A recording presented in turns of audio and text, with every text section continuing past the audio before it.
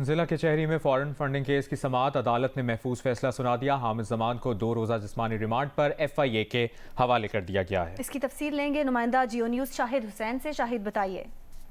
जी, FIA ने आज हामिद जमान को मजिस्ट्रेट के रूबरू पेश किया और 14 रोज का जिस्मानी रिमांड मांगा था, लेकिन अदालत ने 2 रोज का जिस्मानी रिमांड दिया है और साथ ही साथ तफ्तीशी अफसर को हिदायत की है कि वो 10 अक्टूबर को जो भी तहकीकात में पेशरफ्त हुई है उसकी रिपोर्ट भी पेश करे। अदालत ने जो अपना फैसला सुनाया है उसमें ये भी कहा है कि फंड्स का दस्तावेजी और डिजिटल रिकॉर्ड और चेक्स की काउंटर फाइल्स जो हैं वो FIA के मुताबिक मुल्जिम से अभी रिकवर करना बाकी है और रिकॉर्ड के मुताबिक मुल्जिम हामिद जमान पर जो ममनुआ फंडिंग हासिल करने का भी इल्जाम है और तहरीर हुक्म में यह भी लिखा गया है कि इंसाफ ट्रस्ट को मुंतकिल होने वाली फंडिंग को ट्रस्ट के मकासद के लिए इस्तेमाल ना करने का भी इल्जाम इसके अंदर है और इन तमाम जो इल्जामात हैं उसकी तहकीकात की जरूरत है, इसलिए मुल्जिम को 2 रोज के जिस्मानी रिमांड पर FIA के हवाले किया जाता है। शाहिद हुसैन, आपने अपडेट किया, शुक्रिया।